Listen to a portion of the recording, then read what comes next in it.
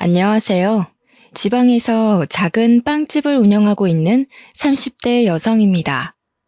작년까지만 해도 아버지와 같이 운영하던 빵집을 혼자 운영하려니 어색하다 못해 아버지가 그리울 지경이네요.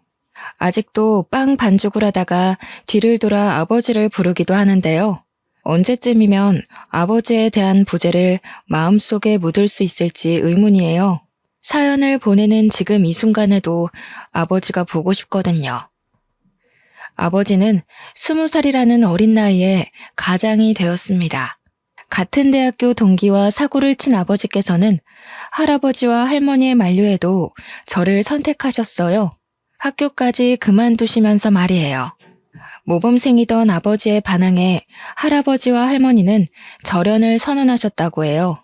그 후 아버지께서는 혼자서 가장의 무게를 짊어지기 위해 수많은 노력을 했고요. 대학교를 중퇴한 아버지가 할 수 있는 일은 많이 없었죠. 더군다나 목도 못 가누는 신생아를 들쳐업고 다니는 아버지에게 일자리를 줄 사장은 많지 않았죠. 그래서 아버지는 중국집 배달일과 전단지 아르바이트를 병행하며 저를 키우셨습니다.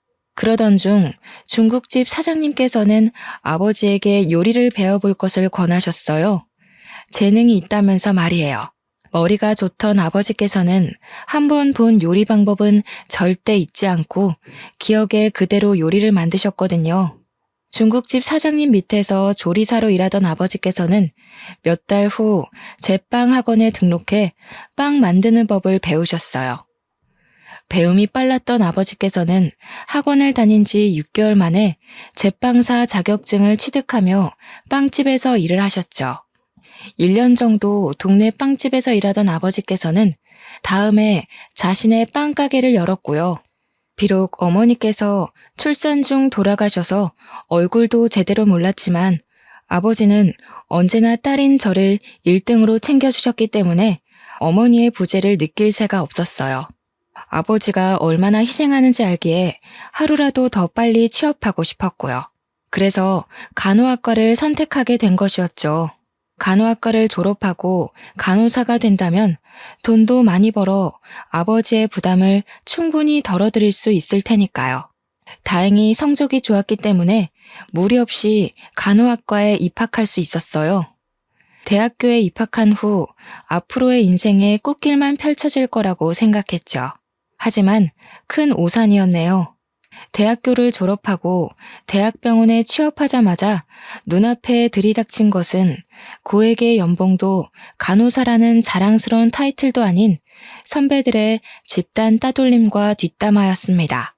간호사 사이에서 선배들이 후배를 괴롭히는 것은 일종의 관례 같은 것이었지만 저는 그 정도가 유난히 심했어요.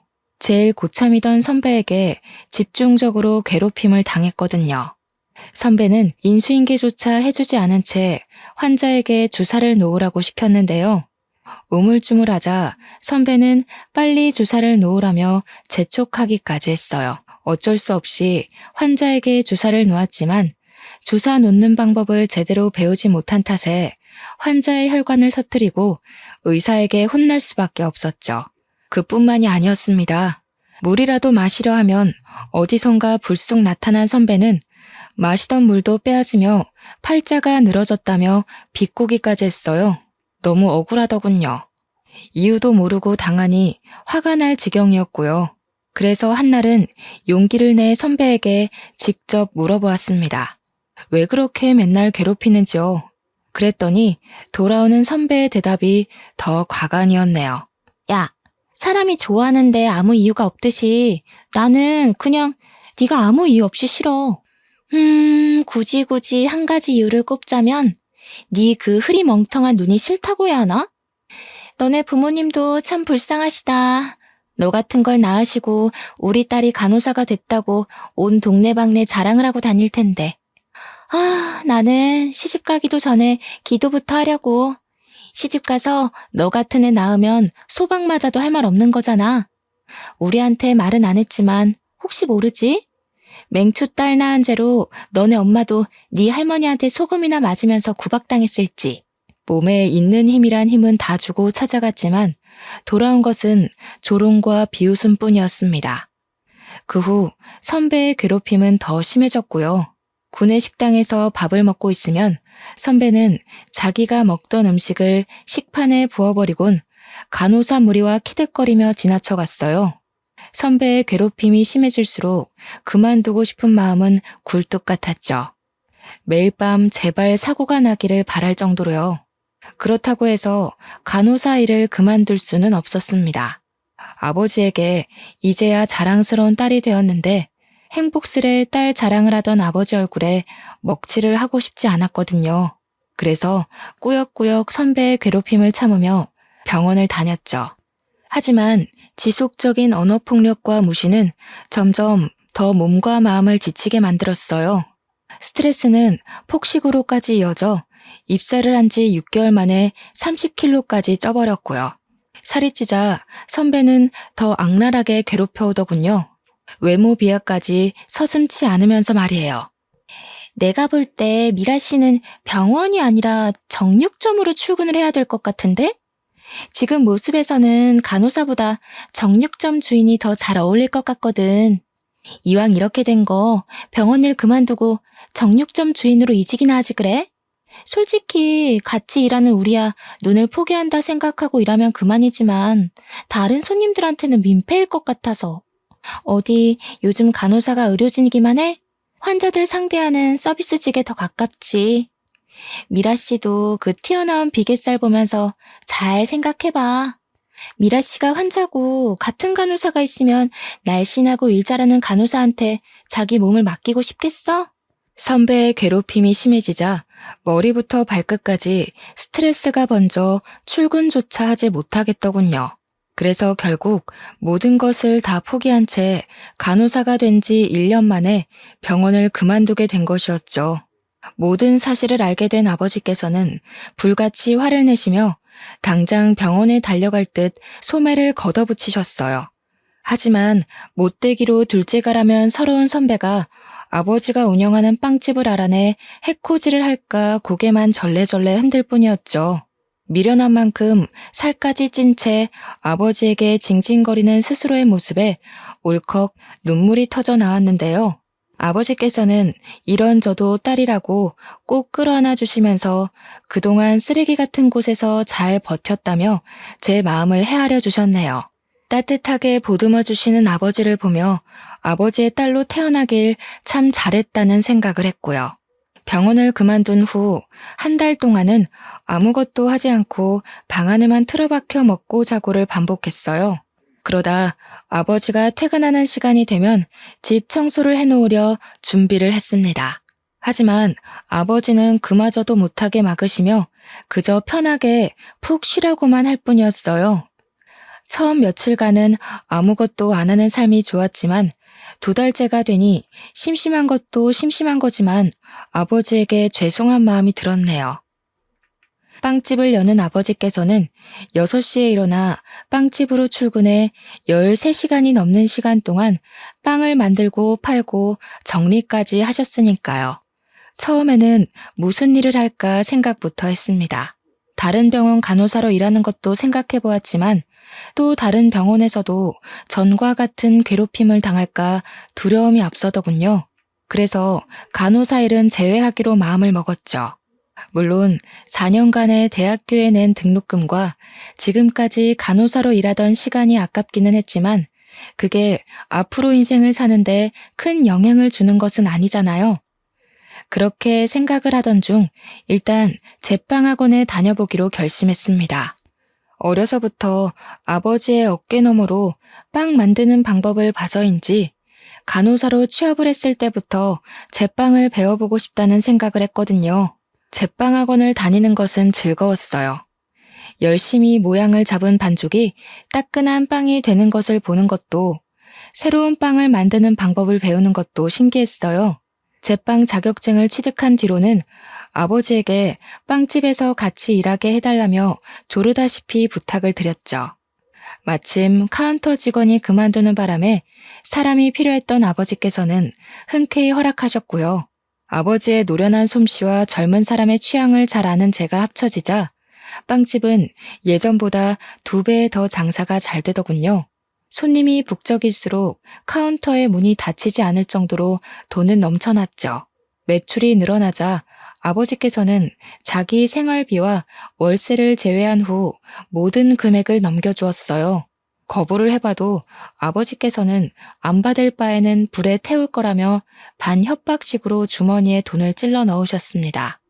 어쩔 수 없이 돈을 받기는 했지만 도저히 아버지가 주신 돈을 흥청망청 쓸 수가 없었네요. 그래서 만일의 일을 대비해 적금 통장에 차곡차곡 모아놓았죠. 하루에 100명이 넘을 정도로 빵집이 인기가 많아지자 아버지에게는 다른 고민거리가 생기셨어요. 바로 저의 결혼 문제였어요. 28살로 홍기가 꽉 찬 저를 보며 아버지께서는 제발 괜찮은 사람과 결혼을 했으면 좋겠다고 노래를 부르셨는데요. 그런데 며칠 후 거짓말처럼 호감을 표시하는 사람이 생기더군요. 빵집 단골 손님이던 남자는 어느 날 번호가 적힌 쪽지를 주고 갔죠. 바로 위층 학원에서 고등학교 영어 강사로 일하고 있는 남자는 통통하고 귀여운 제가 마음에 든다며 용기를 냈다고 했어요. 처음에는 사람에게 입은 상처가 커 남자를 밀어내려 했지만 남자는 끊임없이 자기의 마음을 표하며 근처를 서성였죠. 결국 남자의 적극적인 애정 공세로 만남을 시작한 만남은 결혼까지 생각하는 깊은 인연으로 변하게 되었습니다. 남자는 부모님이 빨리 돌아가셔서 중학생 때부터 3살 위의 누나와 함께 의지하며 살았다고 했어요. 오히려 그 점이 마음에 들었죠. 가족이 없는 아픔을 아는 남자라면 오히려 가족의 소중함을 더 잘할 거라고 생각했거든요. 그렇게 시간이 지나고 기다리던 상견례 날짜가 다가왔습니다. 아버지께서는 내색을 하지는 않으셨지만 상견례 자리가 무척 떨려 보이셨어요. 저 또한 예외는 아니었고요. 아직 얼굴을 보지는 않았지만 남자의 누나라면 좋은 관계를 맺을 수 있다고 생각했네요. 서로 같은 아픔이 있는 사람들끼리는 더 빨리 친밀감을 쌓는 법이잖아요. 마침 상견례 장소로 정한 식당 옆으로 꽃집이 보이더군요.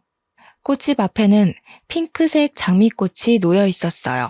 그 꽃은 꼭 앞으로 시작될 앞날을 축복해주는 기분이 들었고요. 그래서 계산을 한 뒤 꽃다발을 품에 안고 식당 안으로 들어갔죠.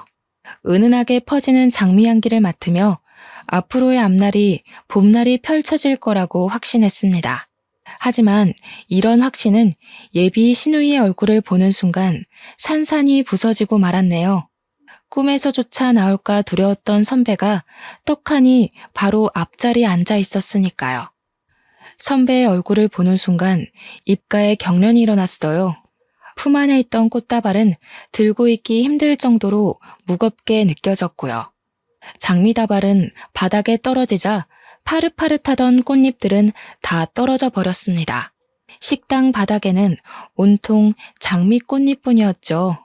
서 있는 자세에 그대로 얼어있자 저와 남자를 번갈아가며 쳐다보던 선배는 손을 높이 들어올려 남자의 뺨을 내리쳤죠.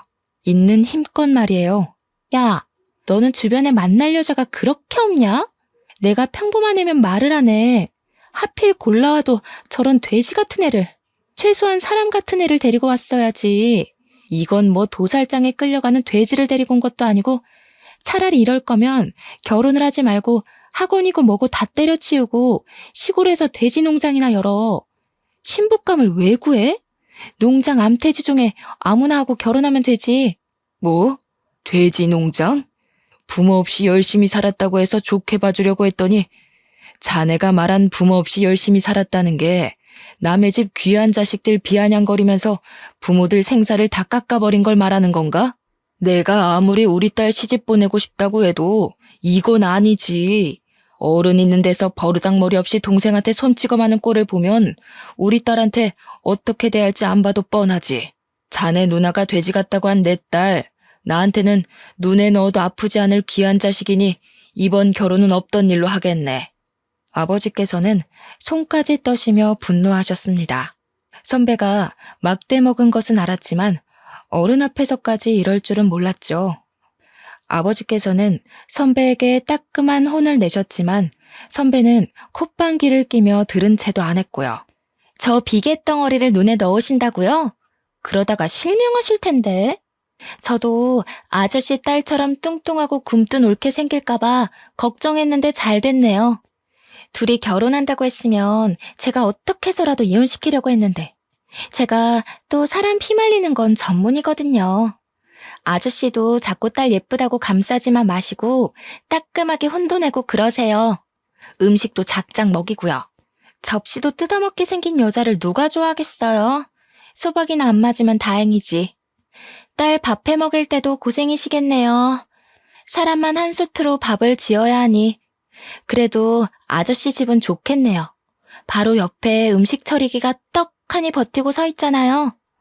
아, 그것보다는 밥값이 더 많이 들려나? 누나, 도대체 언제까지 이럴 거야?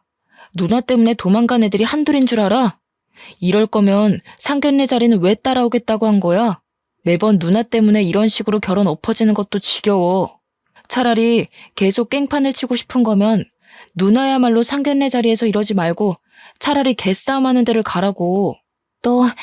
너 고작 저 비계덩어리 때문에 나한테 화내는 거야?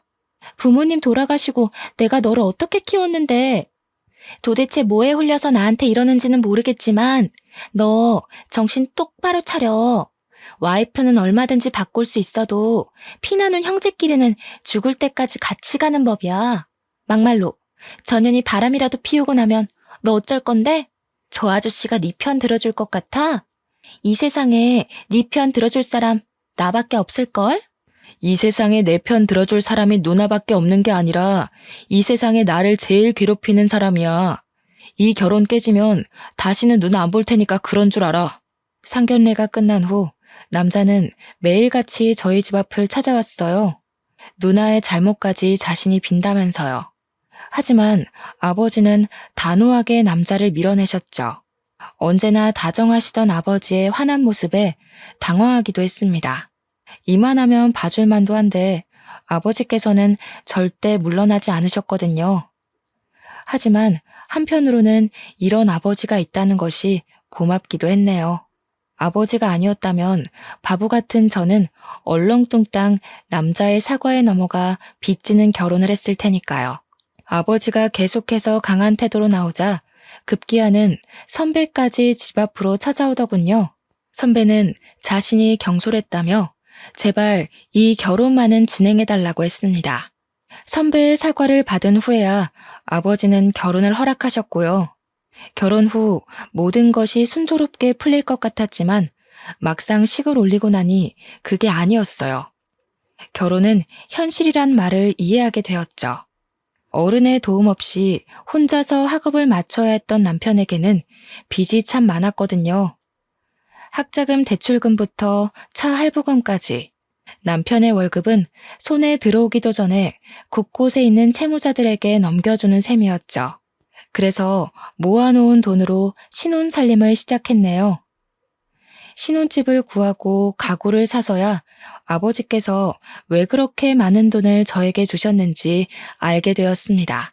다행히 차곡차곡 돈을 모아놓은 탓에 아파트로 이사를 갈 수 있었어요.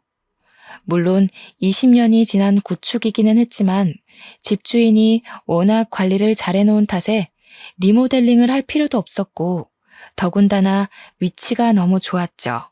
새로 구한 신혼집은 도보로 출근을 할 수 있었습니다. 신혼집을 구하고 가구로 집을 채워놓고 나니 딱 절반 가까운 금액이 수중에 남더군요. 남은 돈은 당연히 아버지에게 드렸고요. 남편 또한 아버지에게 지원받은 것이 있으니 당연히 수긍할 거라고 생각했죠. 하지만 남편은 저와 생각이 많이 다른 것 같더군요. 우리 형편도 넉넉하지 않은 마당에 괜히 아까운 돈을 아버지에게 드렸다면서 입이 오리만큼 나왔거든요. 그걸로도 모자라 남편은 아버지에게 드렸던 돈을 다시 찾아오라고 했네요. 나이도 많고 혼자 사는 아버지에게 그 큰 돈이 무슨 필요가 있냐면서요. 기가 막혔습니다. 남편을 비하하는 것은 아니었지만 집을 사는데 돈을 보태기는커녕 몸만 달랑 들어온 주제에 마치 돈주인이라도 된 듯이 뻔뻔하게 나오는 것을 전혀 이해할 수 없었어요. 그래서 꾹 다물었던 입을 연 것이었죠. 내가 치사하게 들릴까봐 이런 말까지는 안 하려고 했지만 당신 좀 너무한 거 아니야? 집 사는데 10원 한 장 안 보탰으면서 돈 욕심은 왜 그렇게 많은 건데? 누가 보면 집이며 차며 다 당신 돈으로 해온 줄 알겠어. 당신이 지금 아파트에서 배 따시게 자서 까먹었나 본데 우리 형편에 이 정도 평수 아파트에서 비싼 가전제품 들이고 사는 게 다 누구 덕분인데. 아빠 돈 아니었으면 우리가 이렇게 살 수나 있었겠냐고. 아, 그래. 네 본심이 이거였네. 그래. 나 부모도 없고 가진 것도 없어서 장가 올 때 빈손으로 들어온 능력 없는 놈이다. 근데 그게 뭐 어때서? 모르고 결혼한 것도 아니고 다 알고 결혼했으면서 이제 와서 그거 가지고 걸고 넘어지는 이유가 뭔데? 애초에 결혼이라는 게 왜 있는 건데? 서로 부족한 점 있으면 채우고 살라고 있는 거잖아. 나도 나지만 당신도 잘난 거 하나 없으면서 서로 보듬고 사는 게 당연한 거잖아. 그까짓 돈 얼마나 한다고 남편 속까지 들치면서 말썽을 피우는지. 우리 사정 뻔히 알면서 장인어른도 그러시는 거 아니야. 빵 반죽만 주무르는 사람이 그 많은 돈 쓸 데가 어디 있다고. 내가 부모였으면 형편 어려운 딸내 부부한테 줬을 거라고. 늙으면 욕심만 많아진다고 하더니 장인어른이 딱 그 꼴이잖아. 당신, 우리 아빠한테 어떻게 그런 말을 할 수가 있어. 우리 아빠 표현은 안 하지만 당신 엄청 아끼셨어. 그리고 돈 필요할 때마다 우리 아빠한테 몰래 가서 용돈 달라고 손 내밀었던 거 내가 몰라서 가만히 있었는지 알아? 당신이 우리 아빠한테 가져간 돈만 다 합쳐도 돈 1,000만 원은 나와. 근데 뭐? 우리 아빠가 늙어서 욕심만 많아? 나는 무슨 일이 있어도 그 돈 다시 못 가져오니까 그렇게 돈이 가지고 싶으면 당신이 직접 대리운전을 하던 편의점 아르바이트를 하던 일하면서 벌어. 애초에 성인이면 자기가 쓸 돈은 자기가 책임지는 게 당연한 거잖아? 그래, 고아 주제에 아빠 잘 만나서 호강에 코 박은 마누라한테 내가 뭘 바라겠냐? 그냥 닥치고 돈이나 벌면서 처가살이나 해야지. 반박할 말이 없는지 남편은 씩씩거리며 화만 낼 뿐이었어요. 돈 문제로 다투고 난 후에는 감정이 상했는지 일주일 정도 각방을 썼고요. 남편의 행동이 지나치다는 것은 알았지만 얼굴을 붉힐 정도로 심한 일도 아니었기에 그냥 넘어가려고 했는데요. 먼저 신우이에게 전화가 오더군요. 신우이는 전화를 받자마자 입에 담지 못할 상스러운 말들로 귀를 더럽혔습니다. 어찌된 영문인지 신우이는 아버지에게 드린 돈의 행방을 알고 있더군요. 추측하는 것은 간단했어요. 입이 50원짜리 동전보다 싼 남편이 그 사이를 못 참고 신우이에게 돈 때문에 싸운 것을 일러 바친 것이었죠. 신우이는 세상이 아무리 좋아졌지만 어디 남편에게 바락바락 언성을 높이냐면서 혼을 내기 시작했습니다. 병원에서 저를 괴롭힐 때처럼 말이에요. 하지만 그때처럼 가만히 당하고만 있지는 않았네요. 형님이 이렇게까지 저희 부부 지갑 사정을 생각해 주시는 줄 몰랐네요. 이럴 줄 알았으면 형님한테 명품백이 아니라 그냥 결혼식 기념 뷔페 이용권이나 드리는 건데 제가 생각을 잘못했네요. 그럼 말 나온 김에 제가 형님한테 사드린 명품백 먼저 다시 돌려주시겠어요? 그 가방 판돈이면 저희 아버지 드린 돈만큼은 못하더라도 우리 그이 차 할부금 갚을 돈은 될 것 같은데요. 아시다시피 저희 아버지는 연세가 있으시잖아요. 나이 들어서 아픈 게 제일 서럽다는데 그래도 돈은 있어야죠. 가방은 저희 집 주소로 보내주시면 돼요. 가방 이야기를 꺼내자 신우이는 언제 떠들었냐는 듯이 가만히 있었습니다. 남의 돈으로 생색은 내고 싶지만 자기가 가진 걸 포기하면서까지 남편을 돕고 싶지는 않았던 것이죠. 이번 일로 잘 마무리되면 좋았겠지만 남편과 신우이는 여러 번 사건 사고를 일으키며 머리를 아프게 했어요. 사치가 심한 신우이는 언제나 생활고에 시달렸습니다. 월급을 받는 족족 미친 듯이 카드를 긁던 신우이는 부업을 시작한다고 했고요. 신우이가 선택한 부업은 보험이었어요. 보험 영업을 뛰는 친구를 따라 시작한 것이었죠. 신우이가 살가운 척을 한 것도 보험을 시작한 후부터였습니다. 빵집 근처에는 코빼기도 안 비치던 신우이는 병원 일이 끝나면 빵집으로 달려와 보험을 들라며 아버지와 저를 꼬시려고 했죠. 필요한 보험이라면 들어줄 법도 했지만 신우이는 50만 원이나 되는 종신보험을 가입하라며 서류를 내밀었어요. 터무니없는 가격에 놀라 손사래를 칠 때면 신우이는 다 피가 되고 살이 되는 보험이라며 들라고 강요를 했습니다. 참다 못한 아버지께서 호통을 치자 신우이는 그제서야 보험 서류를 가방에 집어넣었고요. 그 후 신우이는 저희 가족에게 보험을 들라는 강요를 하지 않았어요. 신우이가 드디어 정신을 차렸다고 생각했죠. 하지만 그 생각은 오래가지 못했네요. 우연히 확인한 남편의 통장에서는 꾸준히 50만 원이 빠져나가고 있었거든요. 남편에게 50만 원의 행방을 묻자 처음에는 노트북을 사서 그런 거라며 변명을 했어요. 하지만 계속 추궁하자 신우이에게 종신보험을 들어주었다고 실토를 했죠. 남편이 신우이에게서 말도 안 되는 보험을 들어준 것도 화가 났지만 제일 어이가 없었던 것은 신우이였습니다. 자신의 사치를 하기 위해 하나밖에 없는 남동생에게 말도 안 되는 보험을 팔아먹다뇨. 남편의 벌이가 좋았다면 그런가 보다 하고 넘어갔을 수도 있지만 한 달에 300 남짓 버는 사람에게 50만 원은 너무 큰 돈인 거잖아요.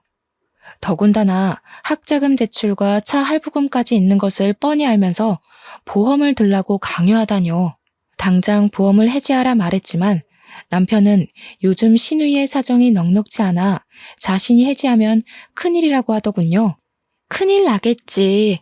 백화점에서 룰루랄라 돈 쓸 생각에 신나 있었는데 당신이 보험 해지라도 해봐. 돈 물어주느라 백화점 쇼핑은커녕 밀려있는 카드값도 못 낼 텐데. 형님도 진짜 너무해.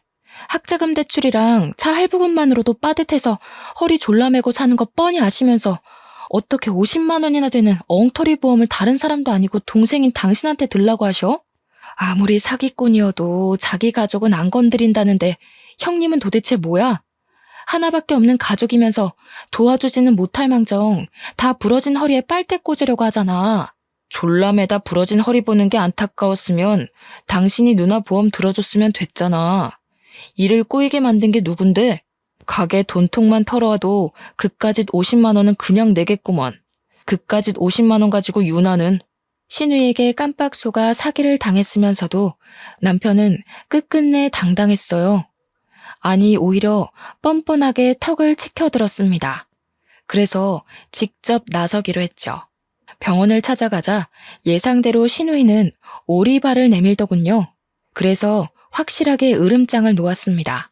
당장 남편 앞으로 들어놓은 보험을 해지하지 않는다면 보험 사기죄로 고소를 한다고요.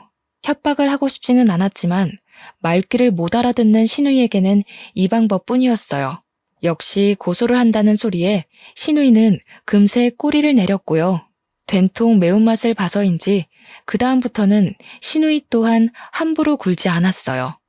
신우이와는 여전히 껄끄러운 관계이기는 했지만 그래도 얼굴을 붉히지 않을 정도의 거리를 유지하는 것만으로도 다행인 거잖아요.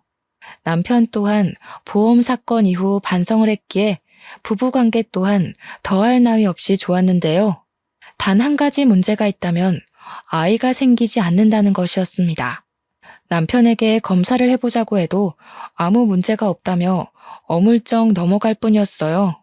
처음에는 남편의 말처럼 시도하다 보면 언젠가는 아이가 찾아오겠지라고 생각했지만 1년이 지나도 아이는 저희 부부에게 오지 않더군요. 그런데 남편은 뜬금없이 혼자서 2박 3일로 여행을 가고 싶다고 했어요. 저는 흔쾌히 수락을 했고요. 샤워를 하러 간 남편의 핸드폰은 거실 소파에 있었는데요. 진동이 울리며 병원에서 문자 하나가 날아오더군요. 정관 수술 날짜였습니다. 문자를 확인하자 당황스러움을 감출 수가 없었어요. 이세를 얼마나 가지고 싶어 하는지 아는 장본인이 정관 수술이라뇨. 그래서 샤워를 하고 나온 남편에게 핸드폰을 보여주며 물어보았습니다. 그랬더니 남편은 의외의 대답으로 또 한 번 저를 놀라게 했네요. 실은 누나가 우리 사이에 아이 갖는 걸 싫어해서 당신 닮은 아이 낳으면 연 끊을 정도로 꼴 보기 싫을 것 같다고 해서 솔직히 당신한테 말은 안 했지만 사실 나도 아이 낳는 건 좀 그래. 윗물이 맑아야 아랫물이 맑은 건데 우리 둘 다 잘난 구석이라고는 하나도 없잖아. 이참에 잘 됐지 뭐.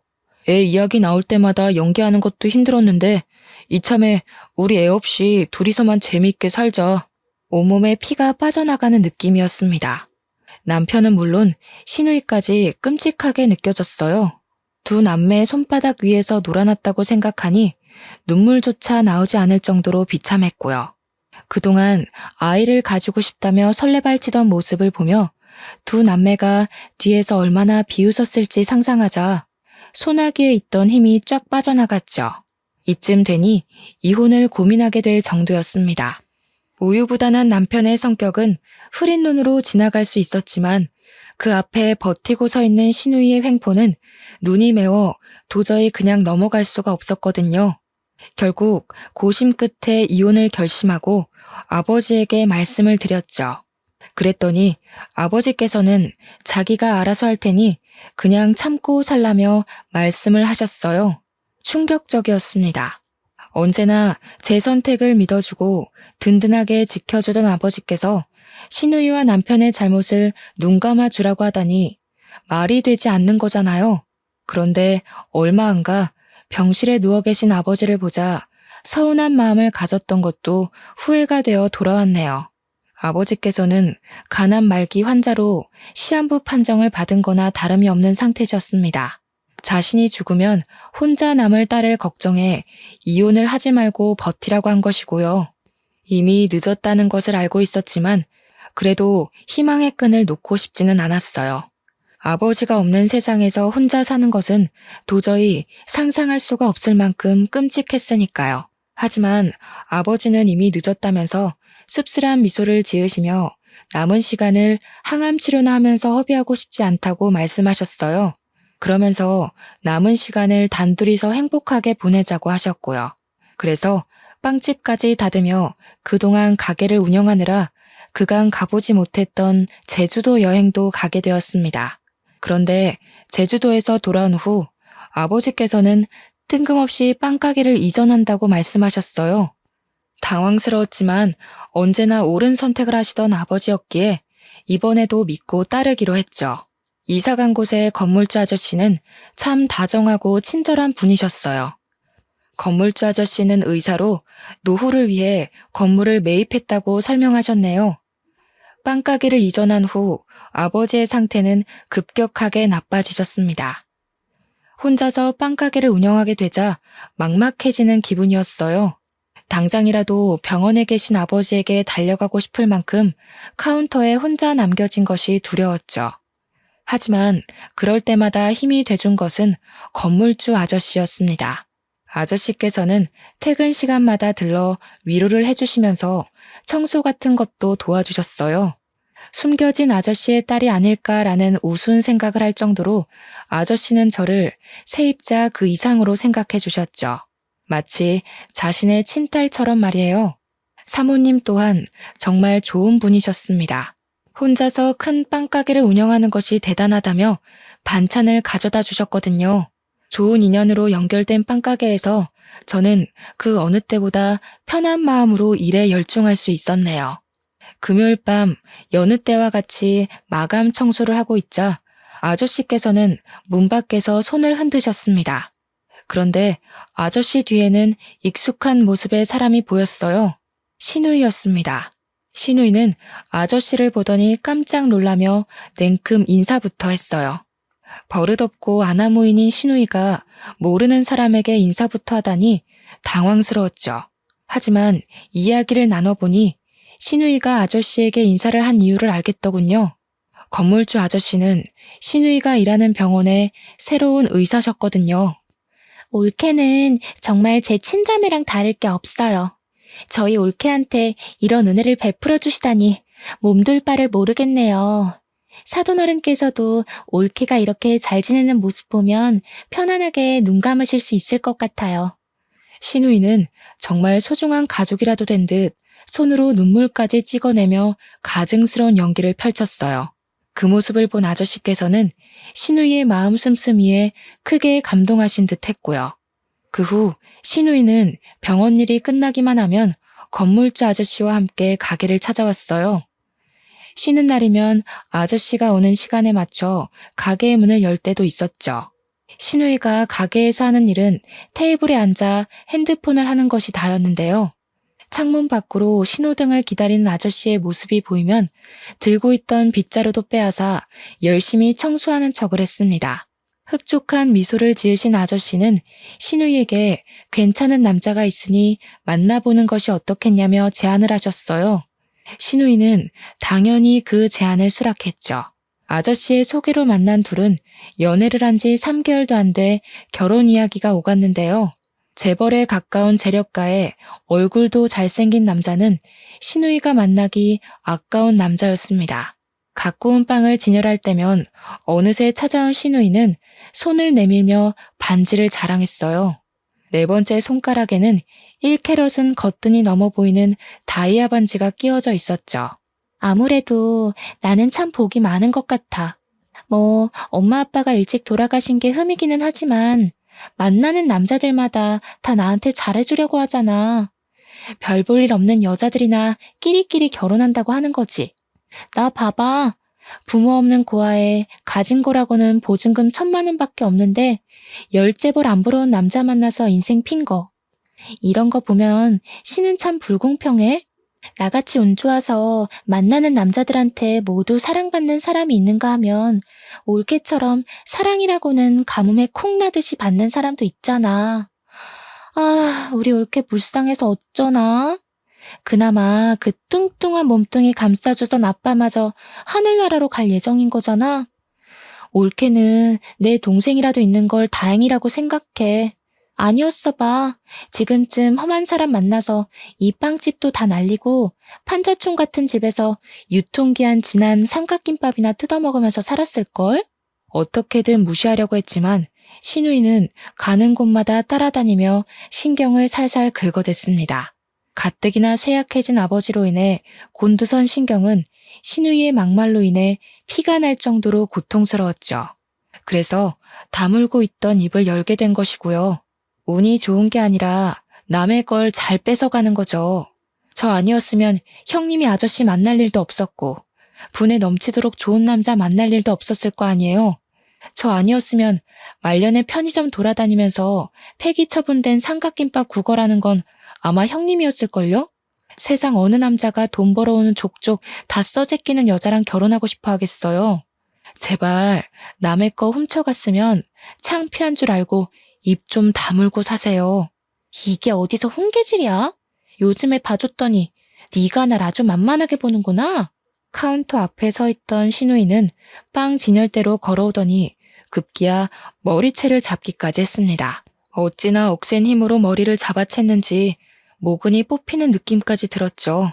질 수 없어 힘겹게 팔을 들어 길게 늘어진 신우이의 머리채를 잡자 신우이는 가게가 떠나가라 비명을 질렀어요.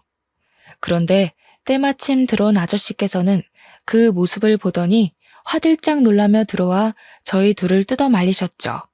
눈을 치켜뜨던 신우이는 아저씨를 보자 금세 눈물을 글썽이며 불쌍한 척 연기를 했습니다.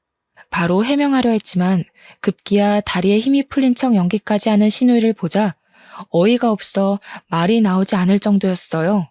그 모습을 보던 아저씨께서는 신우이 편을 들며 윗사람에게 그러면 안 된다며 저를 꾸짖으셨고요.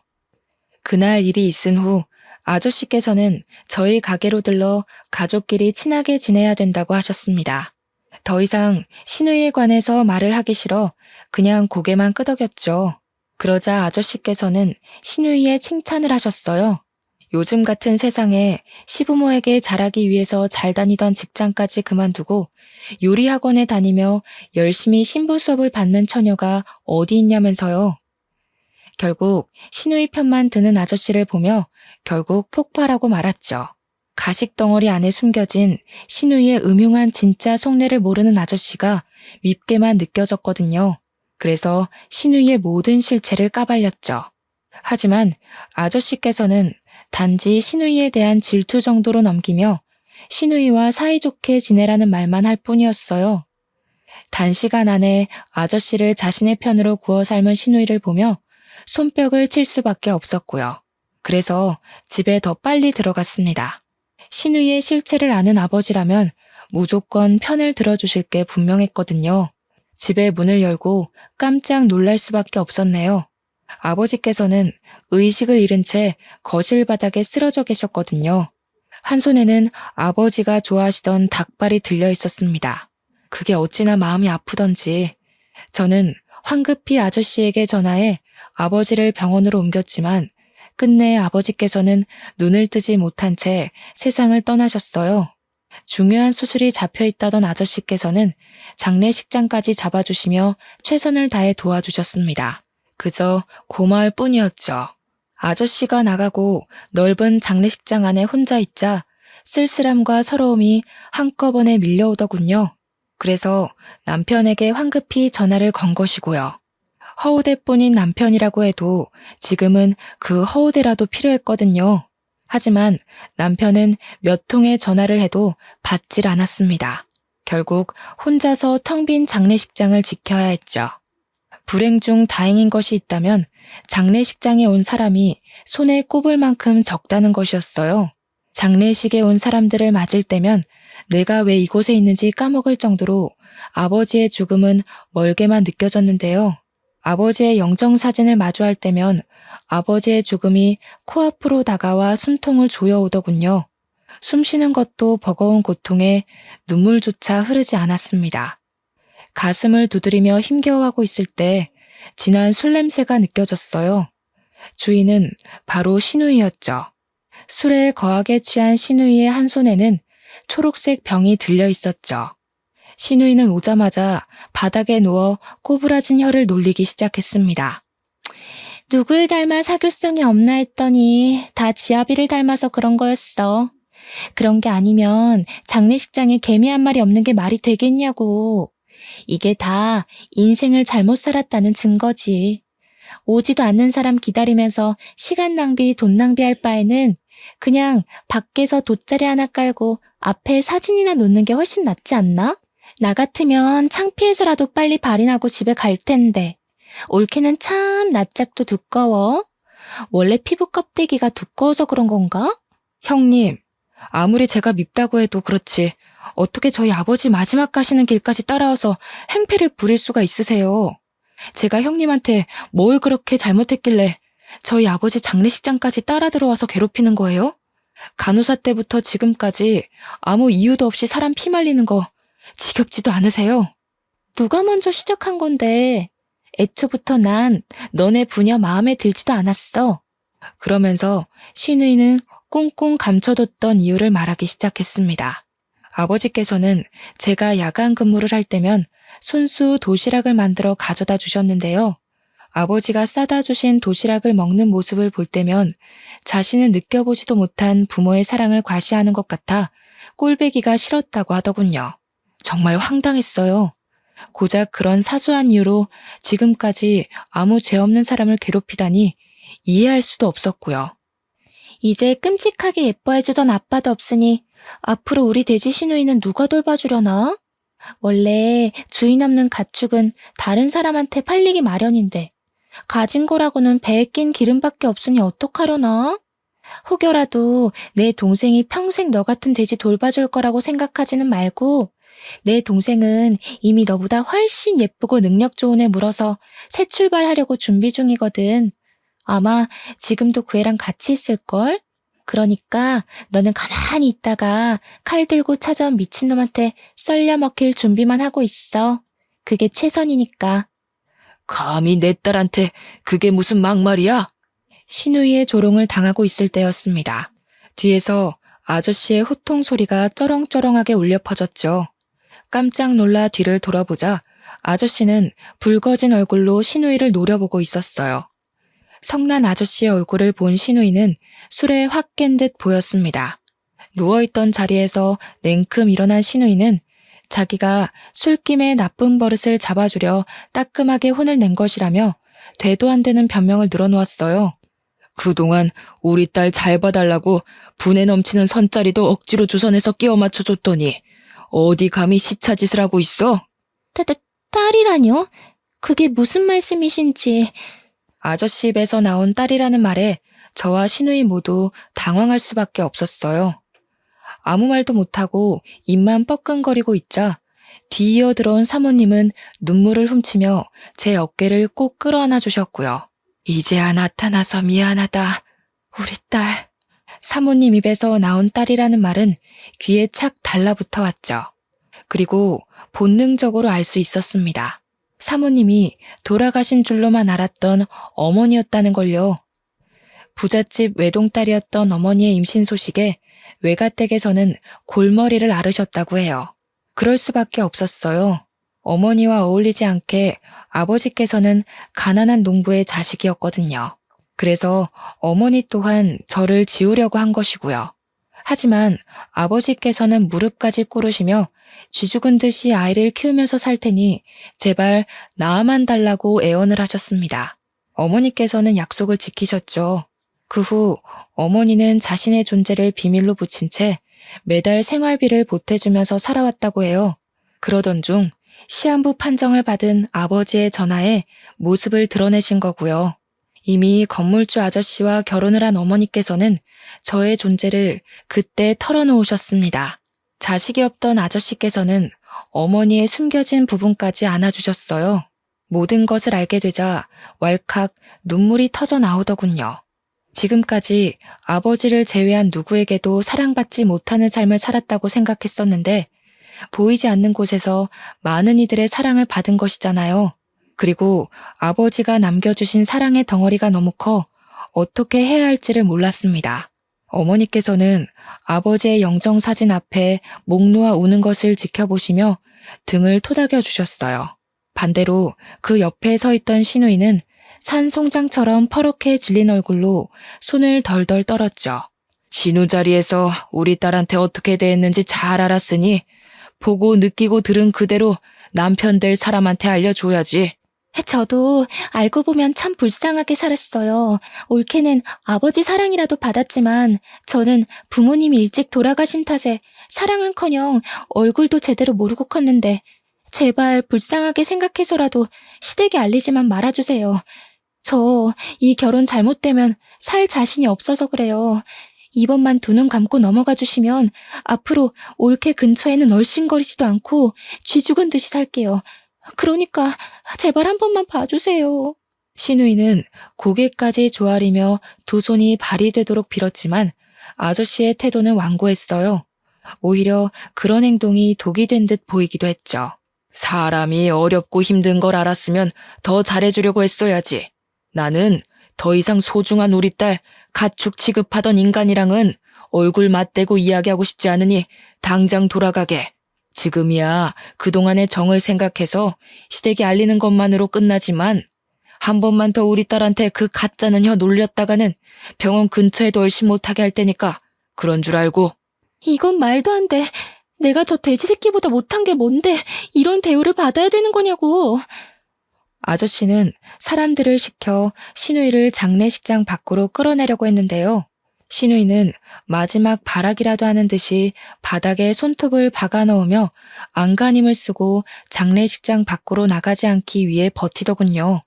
하지만 시누이의 처절한 버팀도 경찰이 오면서 끝이 났어요. 아버지의 장례식이 끝난 후 아직도 정신을 차리지 못한 시누이는 버젓이 문을 열고 빵가게 안으로 들어왔습니다. 꼴이 말이 아닐 정도로 초췌해진 시누이는 대뜸 핸드폰부터 내밀었어요. 너 때문에 결혼식장 들어가기도 전에 파혼하게 생겼으니까 우리 남편한테 전화해서 지금까지 아저씨 한 말 다 거짓말이었다고 말해. 물론 네 입장에서는 내가 미울 수도 있겠지만 그래도 내가 망가지는 꼴을 보고 싶은 건 아닐 거 아니야. 네가 우리 동생이랑 이혼할 것도 아니고 만약 너 때문에 갈 곳도 없는 내가 파혼당하면 오히려 불편한 건 너라고. 생각해봐. 맨날 한 집에서 얼굴 부딪히면서 살아야 할 텐데 그게 어디 말처럼 쉬운 일이야? 그러니까 괜히 서로 얼굴 붉힐 일 만들지 말고 빨리 전화해서 다 거짓말이었다고 말해. 그 정도 하면 나도 동생한테 잠은 집에 들어와서 잘하는 말 정도는 해줄 테니까 너도 알잖아. 우리 동생 내 말이면 껌뻑 죽는 거. 애초에 삐뚤어진 형님 인성 때문에 굴러들어온 복을 넝쿨째 뽑았으면서 제가 어떻게 복원 작업을 하겠어요. 수습하는 것도 뿌리가 있어야 가능한 거죠.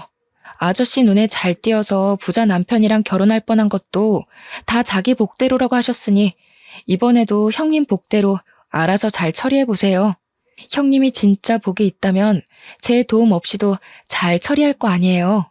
별 시답지도 않은 동생으로 흥정이나 해볼까 머리 굴리신 모양인데 형님 동생 떳떳하게 거래할 만큼 가치 있는 사람 아니에요.